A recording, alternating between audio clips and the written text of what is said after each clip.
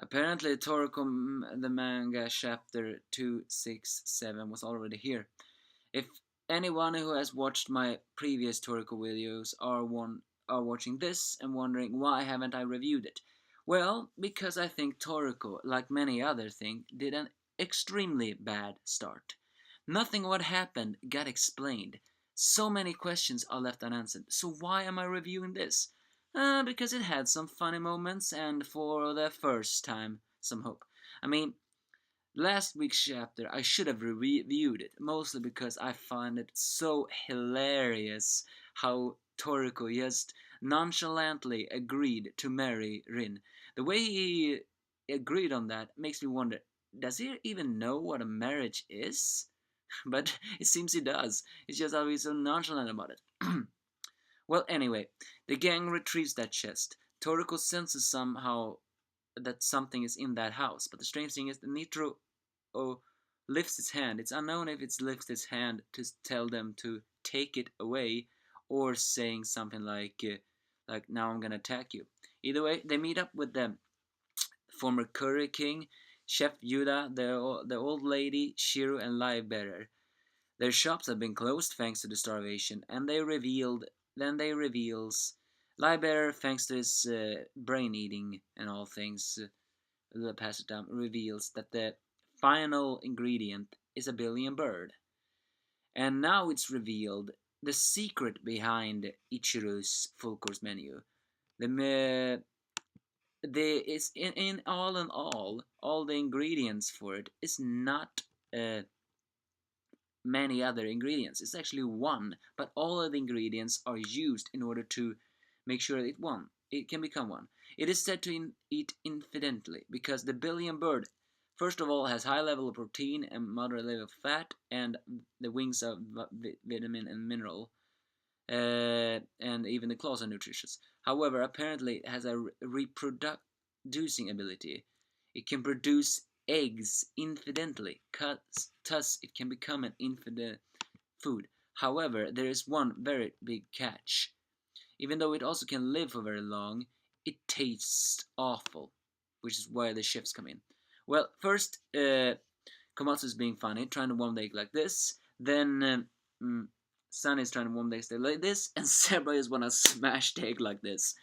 But no, it's revealed every ingredient about on how to make this egg grow. Uh, well, I'll first the seed, is the million tree. Then they add a soup, which is the eboshiter, which grow into a giant beanstalk. Then they place the princess straw seed, which grows to a little bit of a nest. After they pour the drink, Lord Hail, on it.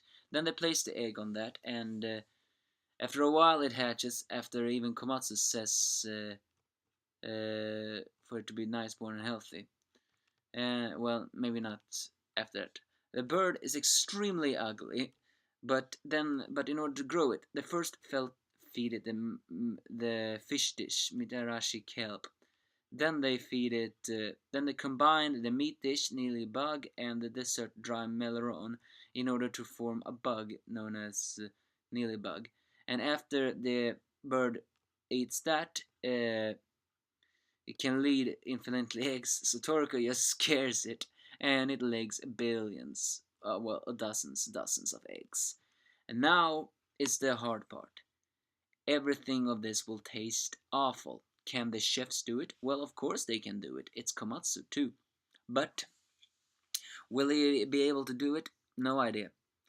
As I said before, this felt a little bit refreshing of a chapter, more because of hope, but still, yeah, Toriko manga is going extremely slow right now. But it's because it's focusing on saving the human world, so a lot of people will not like this. It's almost like how people thought fairy tales started.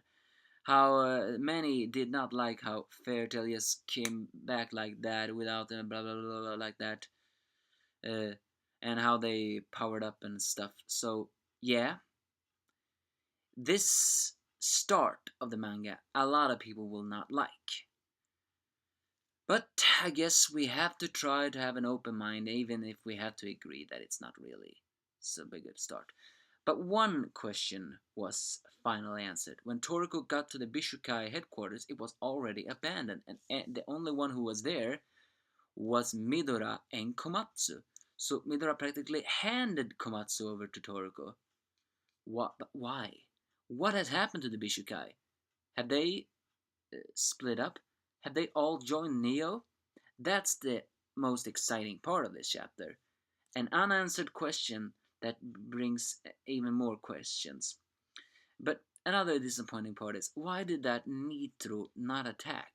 And what was the nature of that hand? Was that really that gesture a hand of saying go ahead, or was that a hand of gestures now I'm gonna attack you? Too many questions, too little answers. Next week we'll be focusing on cooking, I guess, and at the beginning they will probably only cook awful food, but maybe Komatsu will learn something. See you.